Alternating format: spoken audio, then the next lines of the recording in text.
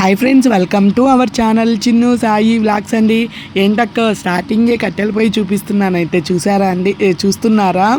Gas కష్టాలండి, అందరికీ లాగే మనకి కూడా గ్యాస్ కష్టాలే. ఆ ఉద్దేశంతో అయితే కట్టెల పొయ్యి చూడగానే పాత రోజులు అయితే గుర్తొచ్చాయి కదా. నాకు కూడా చాలా వరకు అండి పాత రోజులు అయితే నా చిన్నప్పుడు అయితే కట్టెల పొయ్యి అయితే ఉంది.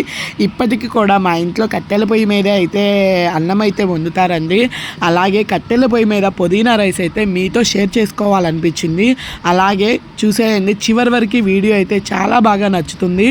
ముందుగా అయితే కట్టెల పొయ్యి వెలిగించడమే టైం తీసుకుంది. తర్వాత కడాయి అయితే పెట్టి దాంట్లో ఆయిల్ అయితే వేసామండి. ఆయిల్ హీట్ అయ్యాక దానిలో హోల్ బిర్యానీ మసాలాలు అయితే వేసుకొని వేగాక పచ్చిమిర్చి ఆనియన్స్ అయితే వేసుకొని బాగా వేగనివ్వాలండి. వేగాక అల్లం వెల్లుల్లి పేస్ట్ అయితే వేసుకొని పచ్చి వాసన పోయే వరకు అయితే వేగనివ్వాలి.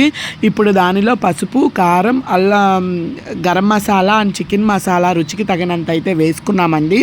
వేసుకొని వేగనియాలి.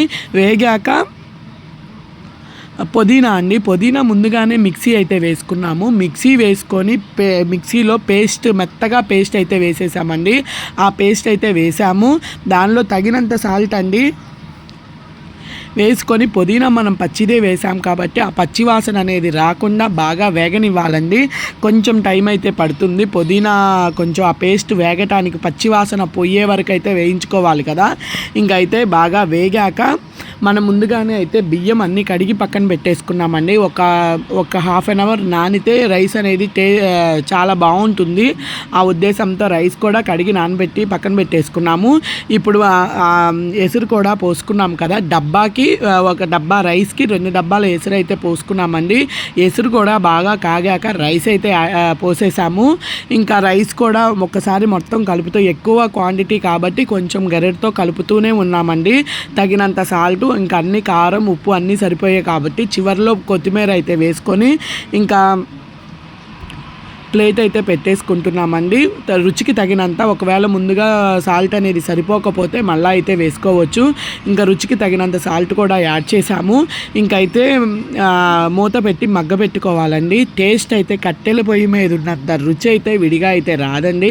హెల్త్ వైజ్ కానీ చాలా చాలా బాగుంటుంది. ఫస్ట్ టైం అండి, పాతకాలపు రోజులైతే నాకైతే చాలా బాగా గుర్తొచ్చాయి. ఎందుకో మీతో షేర్ చేసుకోవాలనిపించి అయితే చేసుకుంటున్నాను. చూసారు కదా, పుదీనా రైస్ అయితే చూడంగానే తినాలి అనిపిస్తుంది కదా. టేస్ట్ కూడా అలానే ఉందండి. వీడియో అయితే చివరి వరకు అయితే ఎవరెవరైతే చూసారో లైక్, కామెంట్ అయితే ఇవ్వండి. గ్యాస్ కష్టాలండి, అందరికీ లాగే నాకు పుదీనా రైస్లోకి అయితే గోంగూర అయితే చేశాము. నచ్చితే మన ఛానల్ ప్లీజ్ సబ్స్క్రైబ్, సపోర్ట్ చేయండి. Bye friends.